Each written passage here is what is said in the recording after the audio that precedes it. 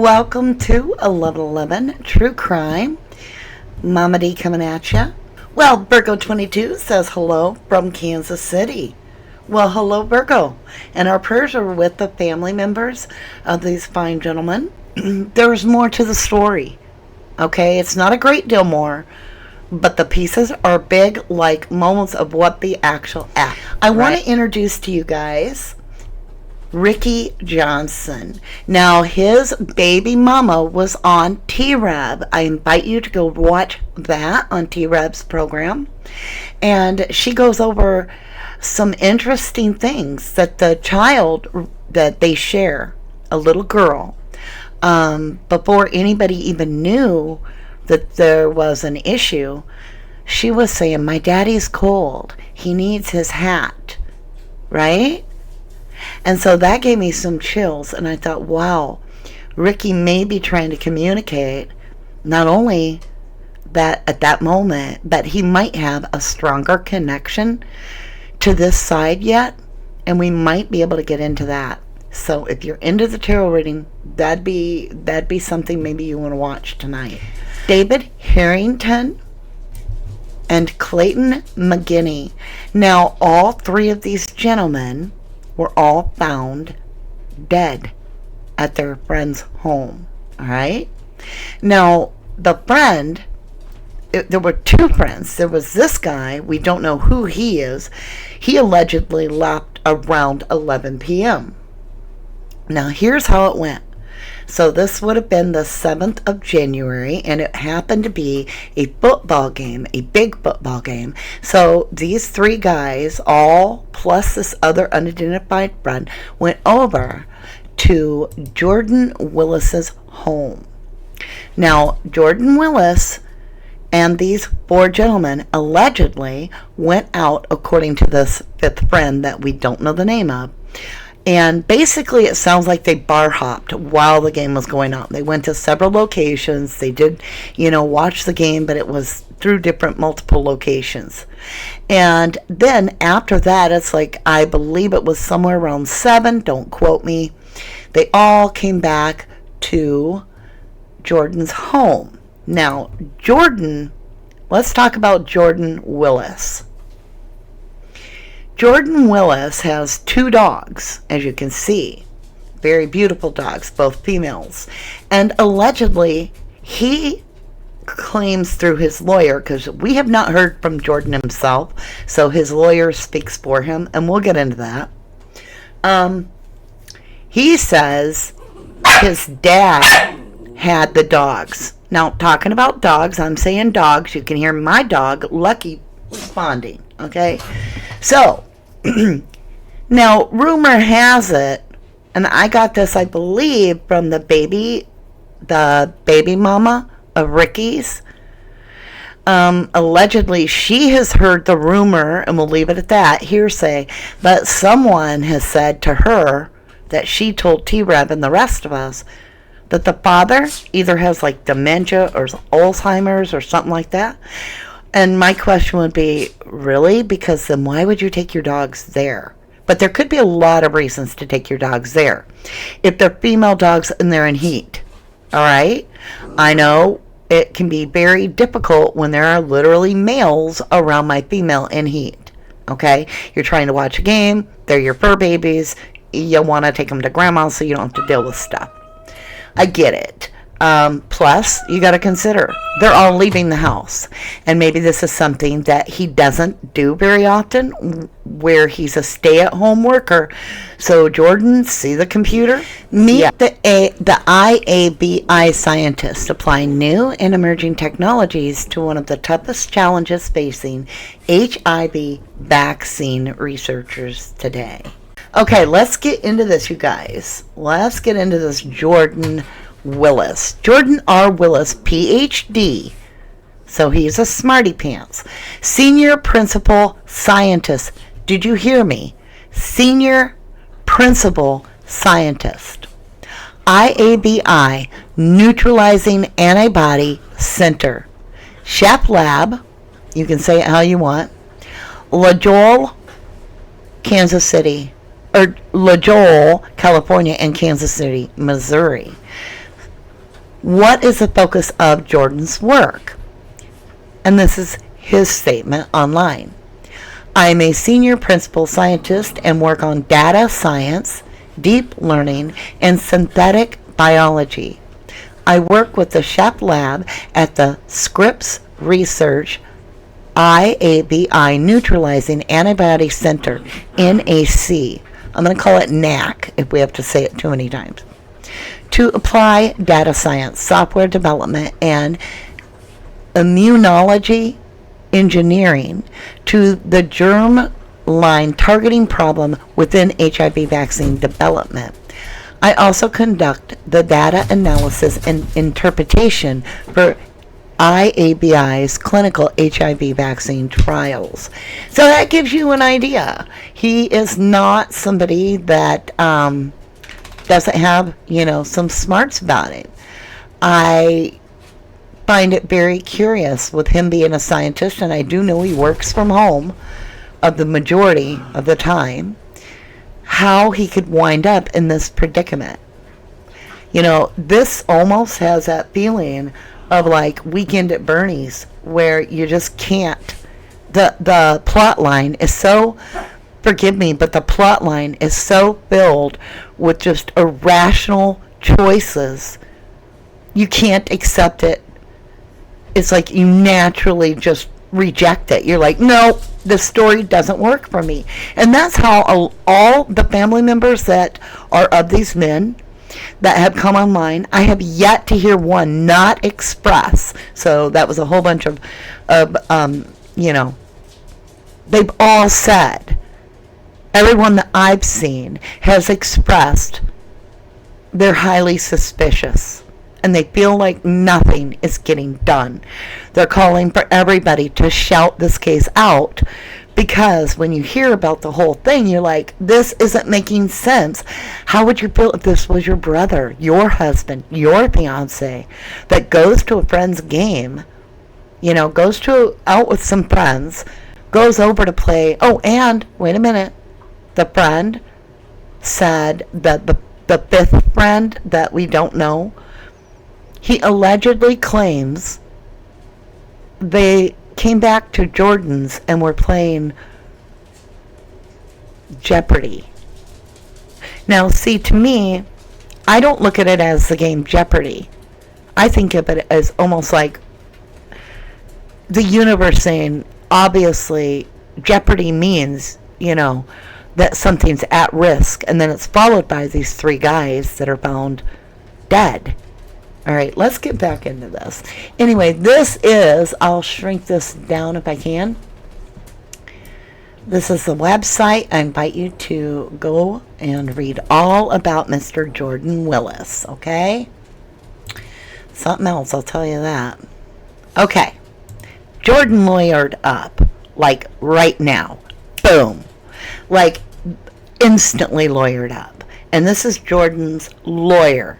I don't know his name, but does he not remind you, now this is going to date me a little bit, but does he not remind you of the guy that was on Andy Griffith once in a while with the googly eyes? I don't know. But his behavior has been very interesting. He says all kinds of things. And then he contradicts himself a lot. And I don't know if that's because Jordan's changing his story or this lawyer just is trying to. It's bad. Right. Lee McKenna said, Ricky, poor wee lass was saying my daddy will be cold. He needs a jacket. Poor wee soul. Yes, this is heartbreaking. I mean, this is a little girl that's not going to have her dad. There's 3 little girls that aren't going to have Ricky anymore. Fifth person's name may be Alex. That's what Dog Mom is sharing. Yes. Today is the 25th of the recording, and these men were last seen alive on the 7th of January. Okay, let's get going. So 5 men came over to Jordan's and parked their cars, some rode together, and they all went out, and it sounds to me, I'm just going to say it, sounds like they're bar hopping and watching the game as they go. The game ends, it's victorious, they want to celebrate, and they head over to Jordan's house. And then 3 of them wind up dead. Now, Jordan said, through his lawyer, so when I say Jordan said, remember, I'm saying his lawyer said it. Jordan's lawyer said that he walked the guys, basically saw them on their way out the door. And then he was like, hey, I'm going to crash. And at first, the story the lawyer gave was that Jordan went to his bed and had earphones in and crashed for a few days. Okay? When the lawyer was asked, did Jordan leave the property? Did he leave at any time? Okay? Did he leave at any time? Did Jordan Willis get out of bed and leave at any time? The lawyer said sporadically. Now, the rest of us took that as to mean that Jordan left his home. Now the lawyer is trying to backtrack and is saying, oh, no, wait. He left his bedroom. He didn't leave the house. So he didn't see any cars or anything. He didn't see anybody. Then the lawyer says that Jordan didn't go to his bed. In a different interview, now the lawyer is saying Jordan saw his friends out the door, left the door unlocked, and crashed right there on the couch. You know what's wrong with this? The truth doesn't change. I agree with you, Mikey. Bring on that toxicology report. We want to see it. Lee McKenna's got a great point. Lawyer is telling too many stories that don't match up. Dana Lynn says, did Jordan, the mad scientist, give them a lethal concoction? All right, let's continue. So Jordan claims, this is the last thing Jordan has claimed. The most recent update is that he crashed on the couch and he left the door unlocked. Okay? And then he slept allegedly for 2 days. 2 days. Meanwhile, wouldn't his earphones go dead in that time? I'm just saying. He gets all kinds of texts, and so do the men's phones. Texts from family and friends that no one answers. No one. Not Jordan, not the 3 men. And hey, what about the 5th guy? Why wasn't he answering? I'm just saying, did the family text this Alex? Right? And what would his excuse be for not answering the phone? Not only did they text, family and friends text Jordan, on their end, they are alleging, many of them are alleging, it showed, because it was a Facebook Messenger, on Jordan's messages, that the messages were being read but not responded to. Big Mikey says, I hope these cops aren't paid off. Right? I'm so sick of that too. I feel like we're stuck in some sort of Groundhog's Day repeat cycle with each case. We just get a repetitive story where we know damn well the person's guilty, and then there's money involved, and so, it's justice for hire. So, like I said, the family and friends of these 3 young men, which all appear to be absolutely healthy to me, they're frantic. They're wanting to know what is going on. They haven't returned, so their texts go unanswered, but it's showing that Jordan has read the messages on Facebook. The vehicles of the men that did drive are still parked at Jordan's. If he just looked out his front door or his window, he would see them. But allegedly, he didn't. He claimed for the longest time he didn't see them. But then the lawyer made the comment, kind of like a backhanded comment, like it wouldn't be important, so he just kind of mumbled it. And I was like, huh, that's interesting, like you're thinking on your feet, dude, huh? Truth doesn't have to think on its feet, because it's got the footing to stand on.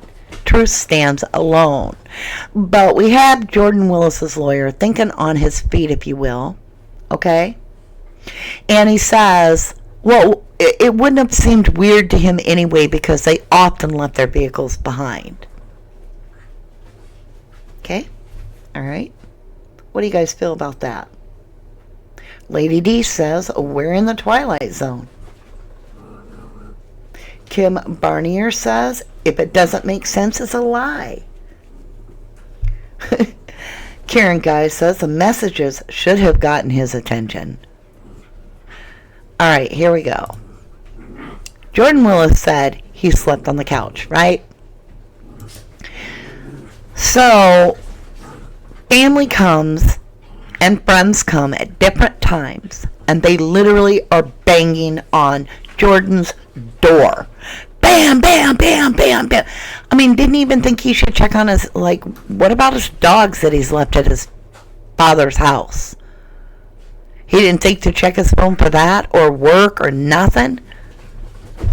Okay, so family and friends and the fiance of Mr. Keeney, I believe it's his fiance, forgive me if I've been misquoted, they can't get no response. They're yelling, they're banging, so they break into the basement, and they're yelling out the victim's name, right?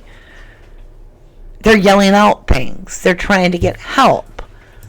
And they're still, with all the yelling and everything, nothing from Jordan. Just crickets. And the fiancé stumbles upon dead body on the porch. Of course, 911 was called. Absolutely. Hello? Jordan answers the door immediately. Well, in my version he does. That could be whatever, but he answers the door quite readily, let's put it that way. Allegedly, he is in his boxers and has an empty wine glass in the other hand. That he alleges is filled with water, but it was wine, but it's out, now it's water, and he don't know what's going on. He has no clue what's going on. There he is. Ferris Bueller day off, in boxers, possibly a robe that, in my opinion, is open, and his hair standing on end, and he's like, yeah, can I help you? And they're like, yeah, we have a dead body being reported at your location. Are you Jordan Willis? See, this is all what I hear. They go in. He approves them to search the facility, the home, and they find 2 other bodies in the backyard. 1 on the porch, 2 in the backyard. Jordan Willis in the house by him. Okay, now let's remember something. Jordan said he left the door open and he crashed on the couch. He saw his friends out. He left the door unlocked and he crashed on the couch. Those are Jordan's lawyer's words. Don't forget them. Because, remember, the friends tried to get in the house. They banged on the doors. The family tried to get in the house. They banged on it. And guess what? They had to break in because the door was not unlocked. They broke in and went through the basement. How about that one? So at some point, Jordan had to lock the door because he's the only one in the home on the inside. I mean, okay, let me ask you something. What party do you go to where you and all of your friends put your cell phone, your wallet or billfold, maybe your purse if you're a female, and your keys into a pile on the counter? When are you giving up your cell phone to put it with everybody else's up there? When would you ever be at a party? I don't care how good your friends are.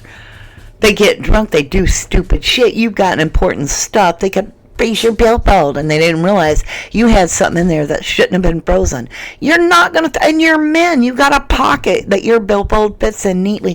Why is his cell phone, wallet, and keys of all three men allegedly on the counter in Jordan's home? I can't figure that out. And I'll be amazed if you can get your man to go to any place ever, even at the house, and set his cell phone down with everybody else's. I can't even get my kids to do that, to do their dishes. Because people are addicted to their phones. So the fact that the cell phones are all together and in the house is one thing. But then the wallets, it took L.E. allegedly hours to figure out who and which man was who. If the billfolds had been on the men, wouldn't they just pull the ID out and be like, oh my golly, this is Ricky, this is Clayton, this is David.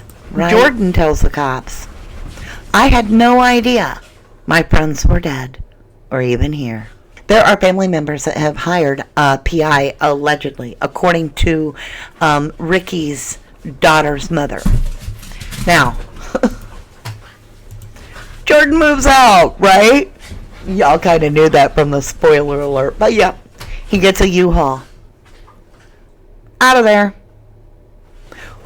Why is this not being treated like a crime scene? Where is the caution tape crime scene?